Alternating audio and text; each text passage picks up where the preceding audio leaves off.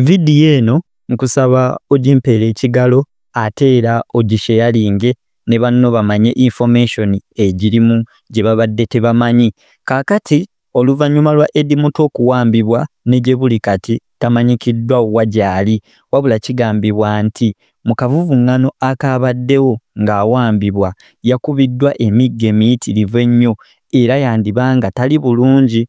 Olunaku olw'eggulo poliisi ya Uganda nayo yavuddeyo n'ekakasanga weetamanyi ku bya Eddie Mutwe na wajali era mbu nabo tebamanyi ani yamuwambye. Amawulire mugalabye ne posti zita mu social media wabula Jube nadde ku live bagambye nti omuntu ali mabega okukwatisa abaana baffe bonna bamuyita Mpoga ne Mathias Dealers Association Abedi Bwanika n'akabinja akali Mmengo saako abo mu eastern side of the country Bijirwa Moses yali mu backtracking under the supervision of Proscovia Nareso 2-in-1. Kati omulamuzi bwe yaso musange Masaka mwachuira nga akyogera ku social media platform post zifulumye nga zigamba Mpuga confirms Eddie Mutwe has a gun and military attires, request government to take him to military court. Zamukitegedde bulungi gabaddega April 28, 2025 mugategedde bulungi nnyo. Kati bwetujja ntubagamba information please mutuwe respect ebintu bye ntubagamba bituufu. Njagala sooka baza nyira akatambi kano kansoke mbaza nyira akatambi kano akomulamuzi nga ayogera ebigambo bino. Mkalazi John was beaten on the head, chest, stomach by A2 and Eddie Mutwe, whom he knew as the head of security of Honorable Chakulani Robert Sentamu, and in the scaffold stole Mkalazi John's money worth 200,000 shillings. He was later rescued by the security officer of Mathias Mpuga. Sina kyengera kwogerako ekyo nakyo mukitegedde bulungi nnyo, sina kyengera badda bubagamba ku kintu ekyo then lweke tusimbule video eve woyina okubeerawo. Kale n'olw'ensonga eyo omulamuzi mu kkooti y'e Masaka n'abasibe n'abalamuzi saako n'abakuuma makomera kitegerekese nti Eddie Mutwe tannabeerako wantu wonna walabikibwako okusinziira ku bamuwambi wabula wenjagala otegere system y'abana basajja Educate Bihogo and Sell Bihogo. Omwogezi wa poliisi ayogedde bw'ati. Tutera okuwa advice nti bweba nga waliwo obutakkaanya ng'obwo musobola okutuukirira poliisi then ne mwogera mu nsonga ezo.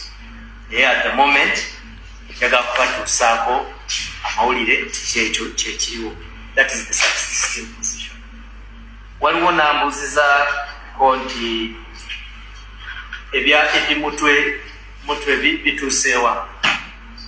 Eddie Mutwe nawuliddeko nti yakwatiddwa naye sinaba kufuna briefing yonna okuva mu kitongole kya poliisi empa okuwabulwa ku anyamuyina musango ki aliwa, so siyinza kukiwaako statement yonna kasinaba kufuna information eyo, so information sigiina, so siyinza kugyogera ku kino. Omwogezi wa poliisi bw'akugamba nti Eddie Mutwe tebannamanya bamukutte era temanyi wawaali, naye nga bamukwatidde wabaddewo abantu era bamukutte ne bamututte, kitegeeza poliisi tekyalina mugaso mu Uganda. Ekyo si kyekikulu. Ekikulu kyekiruwa? Ekikulu kyekino. Ebiseera bisinga bantu mu bannayuganda n'ekintu ekitono ekyandibadde kituyamba mu kitundu kya Mulinga Essalamu eri ensenke. Museveni akola ebintu bino byonna kugezaako kututiisatiisa na kutujja ku mulamwa. Kale kansooke ngende mu kitabo mbawa information dende oluvannyuma ndyoke nzije tugende mu akayivu yange eno wansi. Katusooke wano mu kitabo. Katusooke mu kitabo wano then tulyoke tugende mu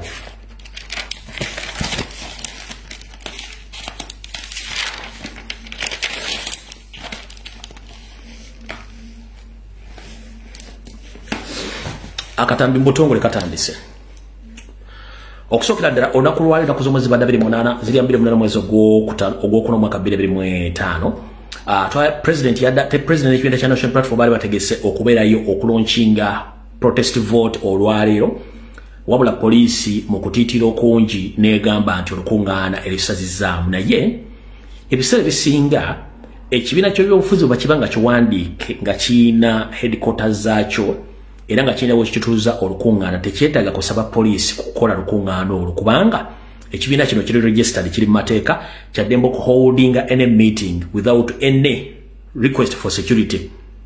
Lwaki ate musazaamu olukuŋŋaana olw'ekibiina ekiri registered olukuŋŋaana lwa political party kitegeeza nti automatically mmwe abantu ba poliisi ekintu kyemukola temukimanyi ate temuyiga. Mu kalulu ke tuvuddemu ake Kawempe North ak'omugenzi Honorable Seginya Muhammad kati nga kawangulwa Honorable Elias Lwimbazi Nalukola temwayigiramu nakati mukyakola ensobi nyingi nnyo. Lwaki ebiseera bisinga mbagamba nti wandikola ekintu okulumya omuntu wattu ndowooza kangu yambekkiriza kati kankunnyonnyole. Protest vote ensi yonna ebadde egiwulira ku social media bwe maze netuuka ku mainstream media NRM yennyini under their mobilization team negenda nekola ekipande ku NRM Secretariat negamba seno ku protest vote. Bwe kyavudde ku NRM Secretariat ne kijja ku website ne social media platform za polisi ya Uganda nga bagamba bayimiriza olukuŋŋaana olubadde lugonda okulaunchinga protest vote. Kati nze mbuuza mu system wandikola ekintu okulumya omuntu n'owunzika ngo yambekkiriza mmwe basajja mmwe ba Sero Bihogo ali Educate Bihogo mmwe temulaba nti ne press conference yaffe ebadde less variable than what you've done to promote protest vote indirectly without knowing that you have promoted it. Police mmwe temulaba nga mutuyambe buyambi okuddira protest vote mujiteeka ku website za mmwe zonna ku X, ku Facebook, ku TikTok, ku Gola Moses wona ne bali tendatuuka nga mujitaddeyo free of charge. Ngati press conference just abantu bali mu press conference national platform ate nga kibabadde gagenda okukola naffe kitukola ku social media kati mwe kenyini police mu promoting the protest vote whereby buli security organ mu Uganda buli wa prison or military or SFC no wa UPDF amanche bayita protest vote. Do you copy that? Mbabuza nimwe mwasomerawa buli wa police buli wa military buli wa UPDF buli wa SFC aba prison na buli omukati mu nsi yonna bategedde ekintu kibayita protest vote.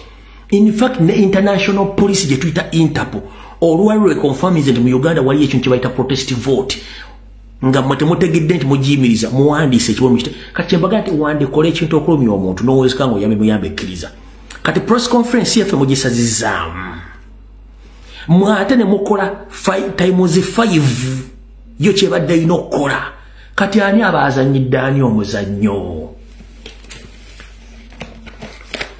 why ani abazanyidde nnyo ani abazanyidde muno omuzannyo tubadde ku social media nga twogera ensonga zino tugaba kulembeze mu muwandike protest vote mukube posters mukole biki twadde tuliawo nga NRM yennyini ku secretariat mbuseno tu protest vote tusirika tuba tuli amawulire abokedde New Vision Ready Paper bakuba protest vote ntuga tusirika tubadde tuliawo nga abasajja ba NRM bakuba protest vote katuba tuliawo nga polisi yennyini egamba nti bayimiriza olukuŋŋaana protest vote kati ani abeera promotinze ekintu kino indirectly nga tategeera nti akipromotinze wenkugambira nti wandikola ekintu okulumya omuntu n'owunzika ngo yambe muyambekkiriza mwebalenge basibo ne banyaba abapoliisi omulimu gwe mutukoledde ogw'ettendo kuba kati polisi yonna emanyi abamilitale bamanyi aba UPDF bamanyi aba SFC bamanyi Interpol emanyi ensi yonna etegere kiga kibayita protest vote nga tetusasudde wadde coin egi kitegeeza bantu mmwe simaje mwasomera public relations na buli kimu nga musoma mwe bali nyo balire tukolera omulimu ogwo temujjango okufolo tuba tukola ensonga sell Bihogo and educate Bihogo